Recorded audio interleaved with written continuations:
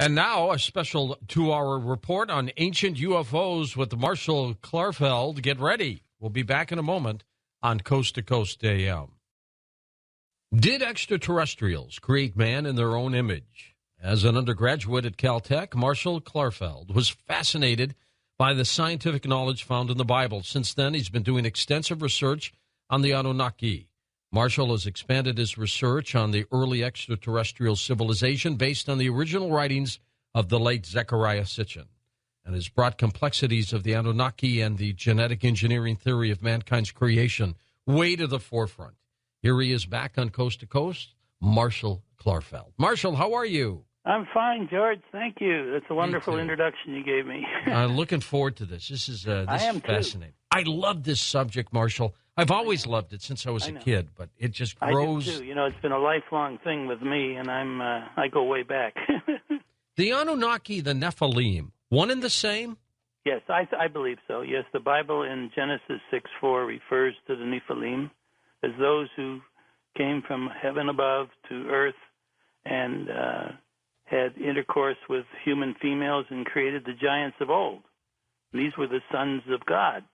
And I always, in my studies of the Bible, said, who were the gods and who were the Nephilim?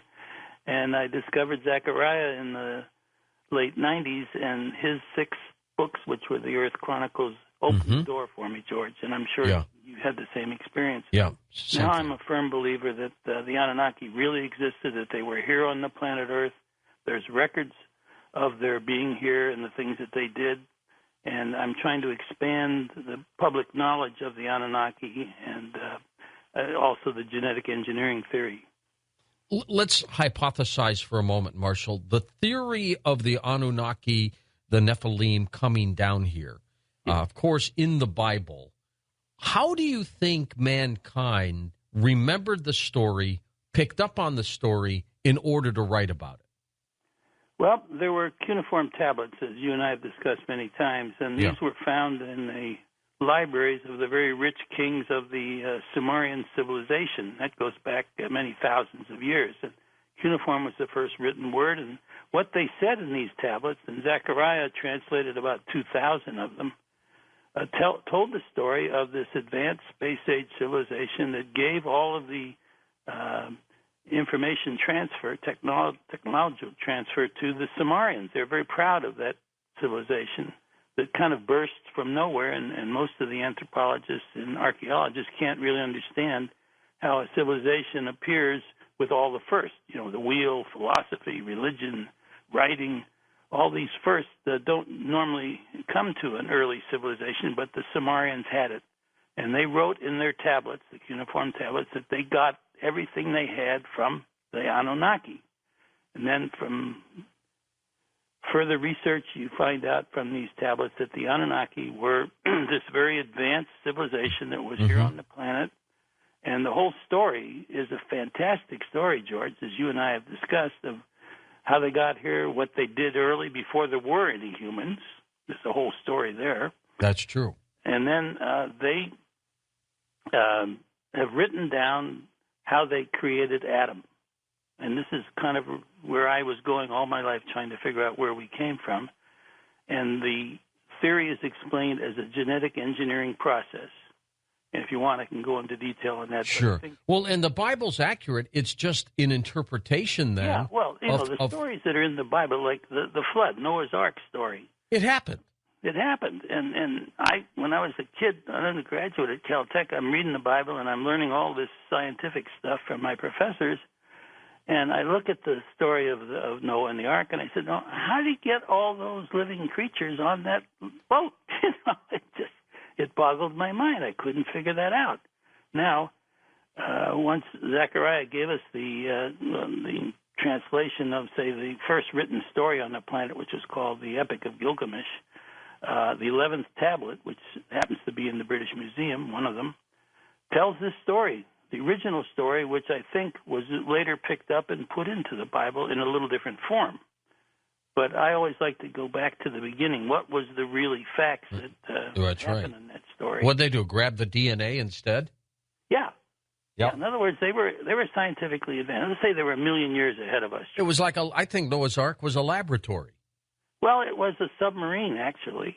There's a picture of it. The picture of it shows it as a snorkel vessel, which had to survive a tsunami. In other words, the flood was not a rainstorm, right, as portrayed about it. It was a giant tsunami, about 1,000-foot high wave that was generated off the Antarctic ice shelf, sliding into the Southern Ocean. It covered the Earth.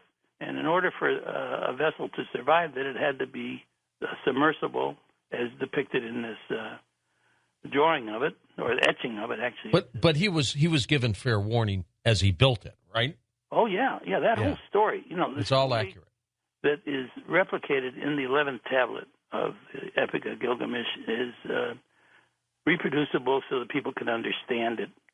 And I think that once you understand the original story, you can then translate it to the Bible to understand how it became that story. Because people couldn't really understand some of the things like rocket ships going up and down during There was a period of time that's never been acknowledged, George, by the scientific community. And that's one of my missions, is to get them to acknowledge that the Anunnaki lived here on this planet before we were created, and they intermingled with us for thousands of years. There's a whole history written about the stories of the intermingling of the Anunnaki and the humans, and that appears in Genesis 6:4, where they talk about the Nephilim and how they created these half-breeds, these giants.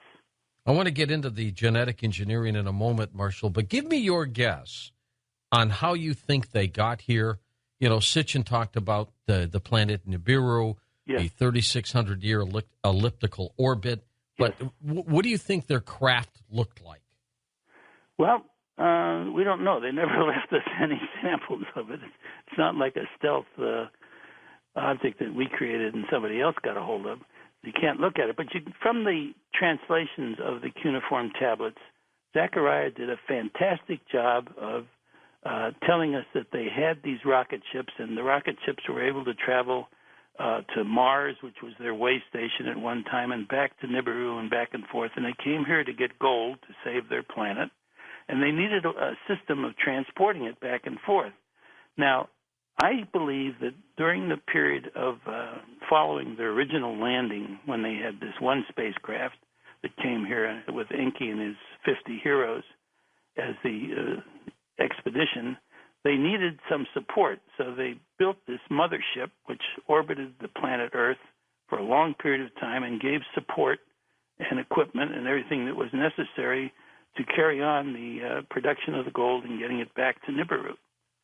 So I found evidence in, say, the 11th tablet again of the Epic of Gilgamesh, where they talk about when the flood came, the Anunnaki exited Earth. They lifted off in their rocket ships. They went up to Anu at this way station, and the way station was the orbiting mothership, and they watched from the mothership what was happening, and there are comments about how they felt about that. And the whole thing comes to life for me now that I've done my research and I can interpret, and I want to expand on what Sitchin said. I'm dedicated to bringing to the public in 3 books, not 6, that people can understand. And you know what, my first book, but the second book is going to start a trilogy. There will be 3 books, which will be the Anunnaki history, and that's my goal and my the rest of what I've got left. You're going to pick up where Zechariah left off, Marshall. Absolutely. I'm kind of his disciple. I'm going to spread the word. Good for you. And I'm going to make it in a form that people can understand. Now, you and I have both read Sitchin's books. Yes. It ain't easy. No, they're not. They're He's not. a very scholarly guy, and he did a great job, but most people can't wade through that. So my goal, and what I think I'm on the track of doing, is to bring that story in kind of a Life magazine format that people can easily understand and comprehend who the Anunnaki were, what their influence was on our civilization, and what the future of us is predicted by them. Well, and it's important to point out, too, Marshall, that this visitation, as the Bible interpreted, one would think originally we're talking about angels and things like that, but right. We're talking about these planetary Anunnaki, these extraterrestrials. It doesn't negate the belief of God, does it? No, it doesn't. No, because they had a deity. They had a creator of all was their deity. And if they were a million years more advanced than we are and they still believed in a deity, that's right. I believe that they, my question to you and I have talked about this, who created the Anunnaki? That's right. Where'd they come exactly from? Right. It's like the movie. On and on. It's kind of an endless story, but there is a deity in there, and that deity was very important. He appears in the conversation in the 11th tablet of Gilgamesh. That's why I think this story is so important, because he spoke to them, and they listened, and they obeyed. In other words, he was the voice of destiny. He told them what their destiny was, and he told them what the destiny of humans were. For instance, he said it was their destiny to come to the planet Earth to create humanity, and it was humanity's destiny to inherit and take care of the Earth. Now, we're getting in trouble here. I mean, we aren't doing such a great job. Did you see that picture that came out a few weeks ago of that coronal mass ejection? Yes, and the object in Mercury, that something was around Mercury. Yeah, I love that. What was that? Well, to me, it was the orbiting mothership that left Earth and found a hiding place in our solar system so they could keep an eye on us and be cloaked. In other words, I think it was not revealed until the ejection from the sun caused it to be revealed in the picture that NASA took. It's still functional? There's still occupants? Oh, sure. Okay. Sure. This civilization is immortal. It's hard for us to grasp that conception of immortality. But they've been around for a long time. They're going to be around for a long time more, and I think they're maybe going to come back. I used to think that that was not going to happen, but now I've changed my thinking, George. I think, in a weird sense, we need them. We need them to come back and straighten us out. We're on the verge of destroying ourselves. You remember I told you about the quote I got from Richard Feynman when I was an undergraduate? Yes. I asked him if he believed in UFOs, and he said, he believed in the law of probability and that there were 10,000 solar systems just like ours, and if any of them had survived their space age, they could have visited us. Now, the key to that quote from him is survive their space age. We're just entering our space age now, and we have atomic weapons all over the place. They're getting out of control. We have the rockets to deliver them. Well, and there's some question whether we're going to ever survive it. That's right. My question is, how do we get out of this mess? We've got proliferation all over the place, and there was a